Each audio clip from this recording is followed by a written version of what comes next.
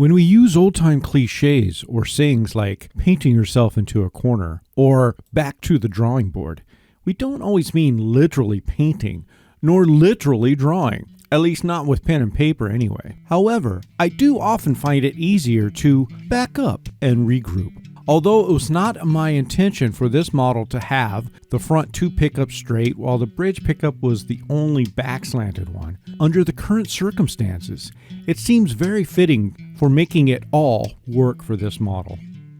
In fact, most of what we boutique builders do is make it all fit for the project at hand. Unlike factory-built, multi-stock, ticky-tacky items that are cheaper by the dozens of dozens, one-off guitars should have that balance of, this is not his first rodeo, and they broke the mold after they made this one. So after getting all my redesigning done, toolpaths created, and tool bits selected, I found myself clearing a path for the new guard. Or in this case, clearing off the machine. I like to trace the spoil board with a tight V-carved toolpath. This is to allow myself a visual reference to affix the material I am cutting. I then take a Sharpie and trace those lines to give myself a clearer guide. And although you may have noticed in other videos, I usually prefer double-sided tape to hold the project down. This time, I think superglue and painter's tape method seems to work better for thinner stock like PVC pickguards. And there is no tape residue to jam up the smaller bits. Do you call them pickguards? Or do you call them scratch plates? Please leave a comment below telling us which name you prefer. Of course, in this particular style of guitar, I have found they serve more as a control panel than anything. I mean, where else would we hang the pickups, selector switch, or volume and tone pots? I like to run the toolpath for the hold down screws first. This allows me to use a couple of screws to hold down the plate to the spoil board. I consider this a bit of a belt and suspenders approach. This proves especially useful when running aggressive toolpaths like the V-cuts. I am trying out two bits that are new to me, starting with the first one being a drilling router bit from IDC Woodcraft. No, they are not sponsors. I bought these bits, though they did give me that really cool mug you saw earlier. This CNC uses a spindle, some have routers. Either way, those speeds are not very good for a common drill bit. It simply won't work. And end-milled router bits are not made for drilling, hence the drilling router bit. I found this most useful on plastic and I can't wait to try it on wood. Another new bit I got from IDC Woodcraft that I'm super excited about is the O-flute. It is specifically made for plastics and acrylics. It doesn't clog and burn like standard wood cutting end mills do. I mean, look how clean those cuts are. They're awesome.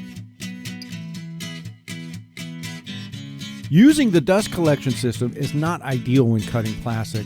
This is why I use the normal shop vac for cleanups.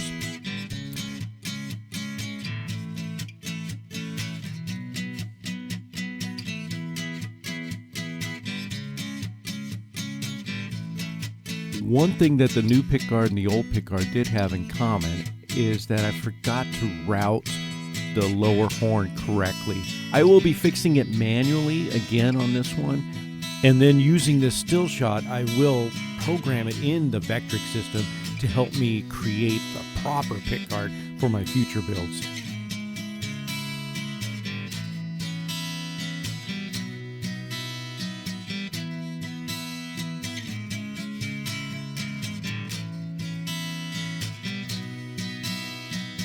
Oh my gosh, look at this thing. Is this not beautiful or what?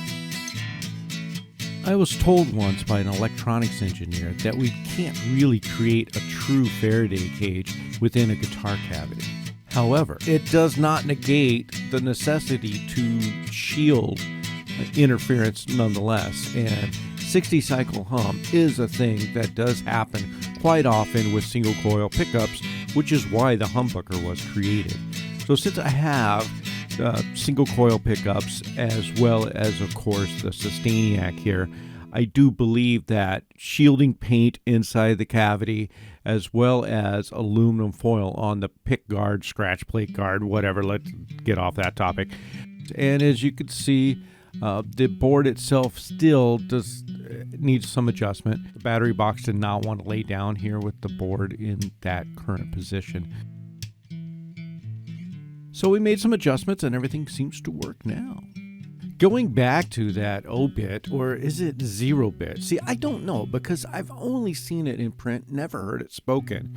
But the bit itself doesn't have any flute, so that's why it's called an O-flute or 0-flute bit, whichever. I mean, let's talk about that. I mean, we don't say N00N for the word noon, but yet it's very common to say 007 for James Bond. It's actually 007. Growing up, we had a house. It was 4004 was our address, but you rarely hear addresses spoken that way. Usually it's each number, like 4004. And actually, growing up, I quite often said 4004. But again, it's not an O, it's a 0. Another topic to talk about, I guess. In the last video, you may have noticed those Grover tuners I had were chrome. I didn't have the gold ones in yet. And you may notice from previous videos, I often use hipshot tuners. I decided to go with the Grover on these. They seemed to fit the headstock a little bit better. And now we got gold ones.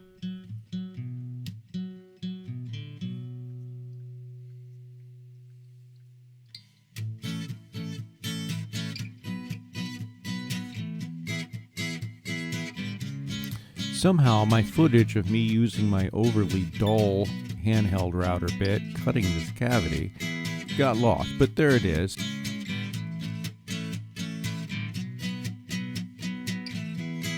But to further digress my digression, let's get back to that cover plate, scratch plate thing. Now let's talk about the back plate. Or is it really back, but it is a plate that's covering a hole that I made in the back to gain access. So is it really an access panel? I mean, it is to me, but it's also a cover plate. You could also call it back plate, but it's not a scratch plate, I guess, unless you like to wear big belt buckles. It might protect against scratches there, but it's definitely not a pick guard, even though it is made out of pick guard material.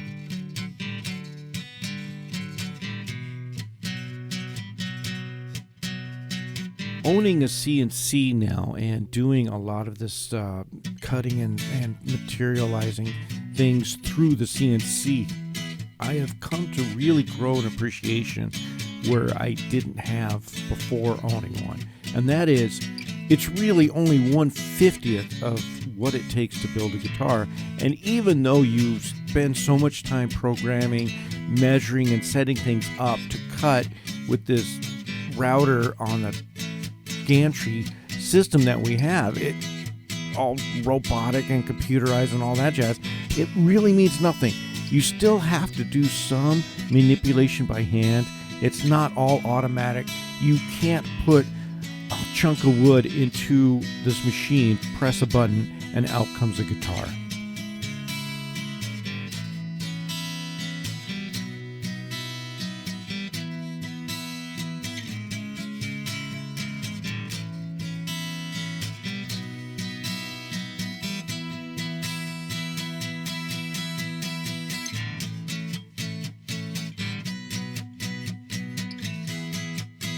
You got to come back. By the way, after getting everything all assembled and ready to go, I did a sound check in the office.